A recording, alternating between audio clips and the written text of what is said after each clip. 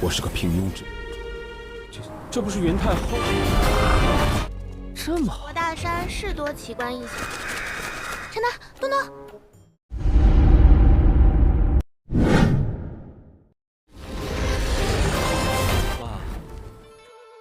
Halo guys, bagaimana kabar kalian hari ini? Mudah-mudahan tetap semangat, sehat jiwa raga. Bertemu kembali bersama Lengkop Mupi di pembahasan alur cerita Donghua yang berjudul Tom of Fallen Good episode yang pertama. Namun seperti biasa, buat kalian yang masih belum subrek, bantu tolong subrek dulu dan nyalakan loncengnya, biar gak ketinggalan lagi update terbaru dari channel Lengkop Mupi. Playlist untuk Donghua ini juga sudah tersedia. Jadi jika kalian masih bingung belum nonton episode sebelumnya, silahkan dibuka saja playlistnya. Dan jika ada notifikasi melayang-layang di layar kaca Anda, harap buka dengan rasa hati ikhlas. Kalau sudah seperti itu, tak perlu malas-malas, langsung saja kita digas.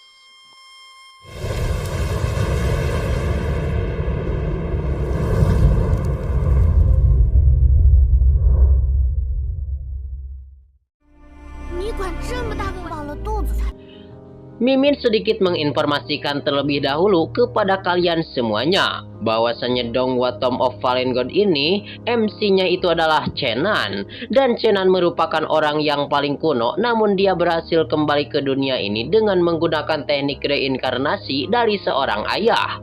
Chenan pula yang mempunyai senjata yang paling mematikan, yaitu satu busur panah. Dan Chenan pula ditemani bersama para balad-baladnya, yang mana baladnya itu adalah Dongdong serta naga legenda yang sangat kuno. Dan salah seorang cewek cantik yang bernama Cuyu, yang merupakan nona cantik dari keluarga Chu atau kerajaan Chu. Di episode kali ini kelihatan di markas tempat para iblis-iblis. Ketua iblis di tempat itu meminta kepada para tentaranya untuk mencari Chenan saat ini di manakah dia berada. Dan kalau para tentara mendapatkan Chenan, maka para tentara berhak untuk meringkus Chenan.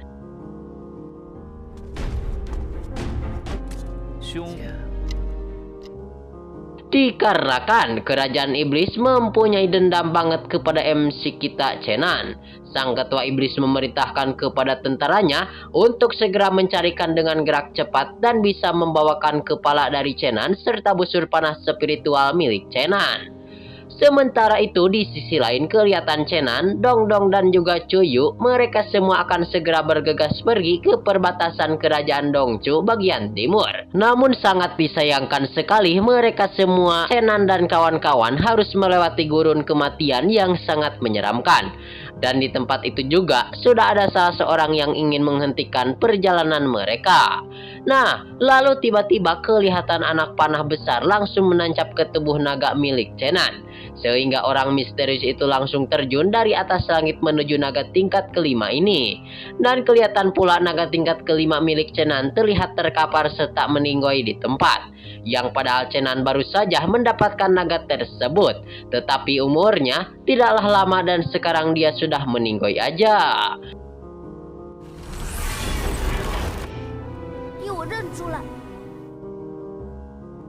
Dan melihat semua itu atau melihat Apeng yang sudah meninggoy, Chenan pun akan membalaskan semua kejadian para pemburu naga yang misterius ini. Dan melihat anak panah yang begitu jumbo, semua orang pada ketakutan. Tetapi dengan misterius, anak panah yang begitu besar itu tiba-tiba aja langsung menghilang, entah kemana menghilangnya. Namun secara tiba-tiba di depan MC kita dan kawan-kawan sudah ada orang yang sedang menunggu kedatangan mereka. Tetapi setelah mereka semua melihat ke dalam peta dan ternyata orang yang menunggu kepada Chenan ini adalah di mana orang yang berada di kota terdekat yang bernama kota Wangyi. Lalu Chenan pun merasakan ada hal yang tidak mungkin dan sangatlah janggal pisan.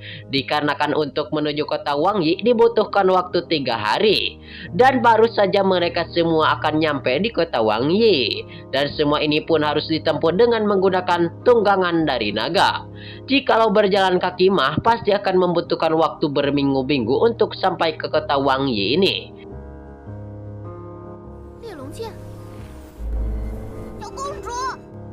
Namun kelihatan di sisi lain Cuyu masih memiliki sikap yang sangat rewel, sombong dan keras kepala. dan ia menganggap bahwasannya MC kita Chenan sangat tidak becus sekali dalam membaca sebuah peta.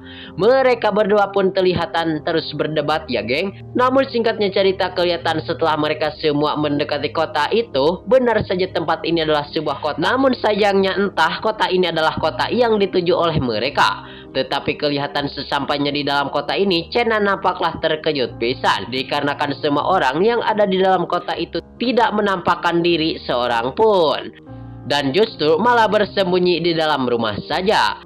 Hingga Chenan sangatlah sedikit kebingungan pisan. Namun sedikit beda dengan Dongdong dan juga Cuyu, mereka malahan meminta kepada Chenan untuk beristirahat guna untuk mencari makan. Namun kelihatan Cuyu, ia gegabah dan gedebas-gedebuk, dia malahan berjalan sendirian nyeropot ke arah depan. Sehingga dengan misterius Cuyu langsung menghilang dari hadapan Chenan. Dan menghilangnya Cuyu sangatlah misterius, entah kemana. Kelihatan pula di atas langit para burung-burung gagak mengintai terus kepada mereka semua. Sehingga membuat Chenan sangatlah bingung pisan dikarenakan bagaimana mungkin di gurun pasir yang kering ada burung gagak yang masih berkeliaran dan masih hidup. Kelihatan Chenan pun akhirnya langsung mengeluarkan pedang dikarenakan merasakan ada hal yang begitu aneh. Namun di sisi lain pula, Cuyu dia bertemu dengan sang penyihir yang pernah bertemu di part sebelumnya. Sehingga Cuyu dikendalikan langsung oleh si penyihir yang begitu misterius.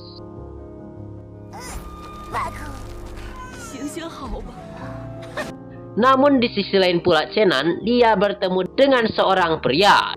Dan pria tersebut langsung memberitahukan kepada MC kita Chenan bahwasannya si nona cantik yang bernama Cuyu itu telah memesan satu hotel penginapannya. Mendengar itu pun Chenan meminta untuk tunjukkan jalan menuju penginapan itu. Namun juga MC kita Chenan tetaplah dia dalam keadaan yang begitu sangatlah waspada, dikarenakan takut terjadi hal kenapa-napa.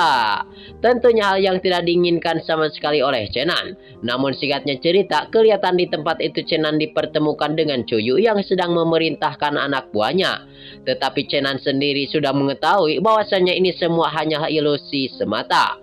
Jadi Chenan harus tetap waspada pisan. Tetapi juga sayang, walaupun Chenan sudah mengetahui bahwasannya hal ini adalah ilusi, tetapi usut punya usut, Chenan malahan terkena juga ilusi jahat ini.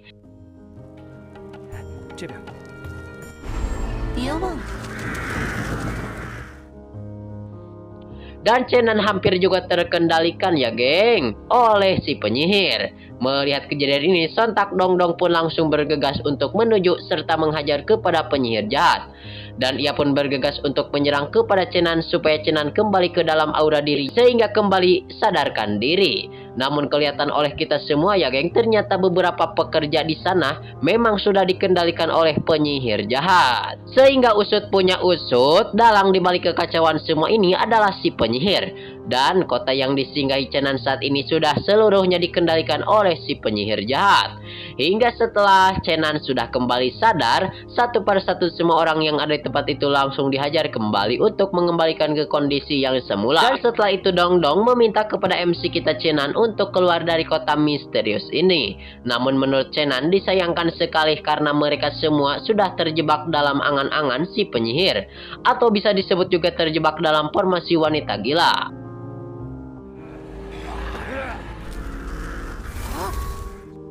Ada satu-satunya cara untuk bisa keluar dari formasi penyihir itu, hanya dengan mengalahkan si penyihir tua yang begitu kejam.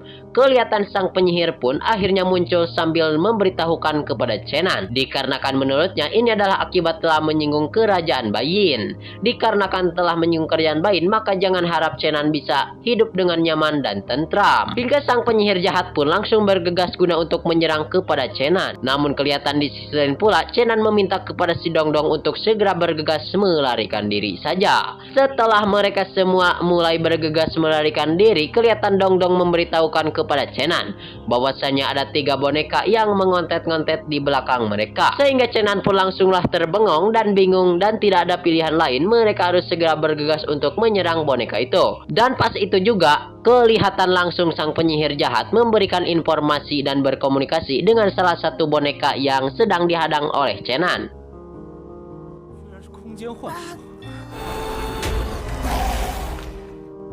Lalu menurut sang penyihir jahat itu, dia hanya menginginkan busur panah spiritual milik Chenan.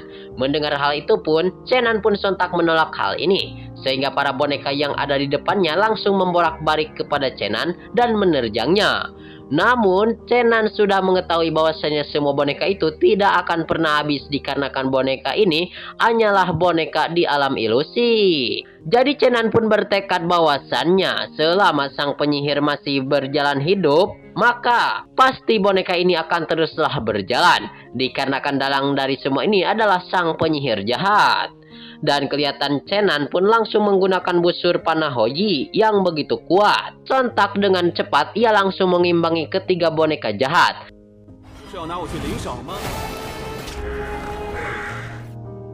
Dan selama dia menggunakan busur panah Hoyi, maka anak panah dapat dengan mudah dikendalikan dengan jarak jauh. Namun kelihatan sang penyihir jahat itu berhasil melarikan diri ketika dikejar oleh Chenan. Dan dengan mudah sang penyihir jahat berpindah di alam ilusi yang lainnya. Dan hanya dengan satu cara, Chenan harus segera mencari keberadaan Cuyu yang asli terlebih dahulu. Namun untuk mencari keberadaan Cuyu saat ini merupakan hal yang sangat susah atau sangat sulit pisan. Dikarenakan saat ini Cuyu sudah dikendalikan oleh sang penyihir jahat. Terlebih lagi, Chenan harus bisa menghadapi ilusi-ilusi yang lebih jahat lagi yang akan menghampiri serta menghadapi dirinya. Kelihatan Chenan sampai saat ini dia berhasil melewati jalur zona ilusi yang sangat banyak. Namun tetap saja sama sekali tidak bisa menemukan kondisi Cuyu saat ini. Kelihatan sampai di suatu tempat Chenan bertemu dengan sang penyihir jahat. Kelihatan dia sedang mempersiapkan anak panah pemburu naga. Sontak dengan melihat kejadian ini, Chenan ingat dengan kejadian sebelumnya yang mana Apeng dihantam oleh panah raksasa yang begitu menyeramkan.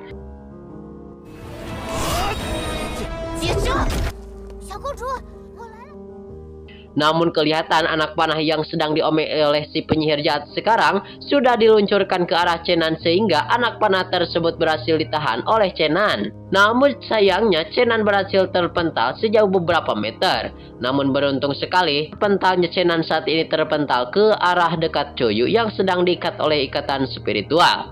Dan masih beruntungnya juga Cuyu sepertinya tidak dikendalikan oleh si penyihir jahat. Tapi entah gimana juga si penyihir jahat ia masih mempunyai anak panah yang begitu menyeramkan. Dan ia sudah mempersiapkan kembali untuk menyerang kepada Chenan. Namun di sisi lain pula Dongdong dia mencoba untuk segera menyelamatkan Cuyu yang lagi diikat berat. Tetapi Chenan masih tetap waspada dan ia mengetahui pula bahwasannya Cuyu pasti sudah dikendalikan oleh si penyihir. Dongdong, 交给你了。 Jadi Chenan meminta kepada si Dongdong untuk tidak menyelamatkan hal ini.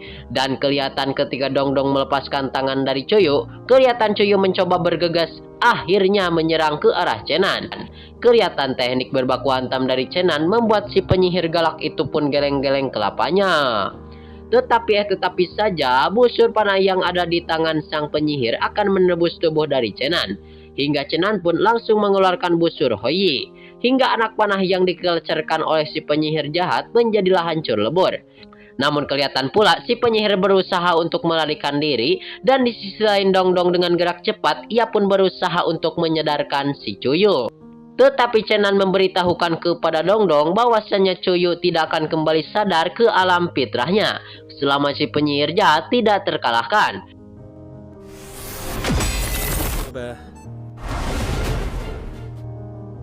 Dikarenakan kondisi Cuyu saat ini sudah mendapatkan ilusi yang begitu sangatlah sulit untuk ditangani. Hingga Chenan meminta kepada Dongdong untuk mencari lagi keberadaan penyihir saat ini.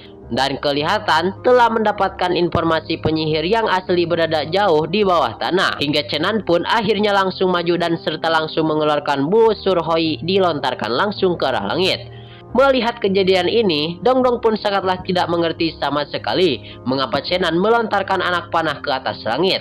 Namun menurut Chenan sendiri, di dalam anak panah itu masih terdapat sel jiwa terakhir dari Ofeng sehingga menyebabkan ledakan terkuat yang begitu besar dan akhirnya terjadi ledakan tersebut. Singkatnya cerita, di tempat lain sang kakak nomor 1 diberitahukan sang kakak nomor 2 kalau kakak ketiga telah gagal untuk melakukan tugasnya sehingga kakak pertama sangatlah marah pisan. tetapi juga dia sama sekali tidak mempermasalahkan hal ini. Namun kegagalan ini sekaligus menutup perjumpaan kita di episode kali ini. Terima kasih buat kalian yang sudah pada subrek. Terima kasih buat kalian yang sudah nonton sampai habis. Mohon maaf bila banyak kesalahan dan kekurangan. See you next di video pembahasan.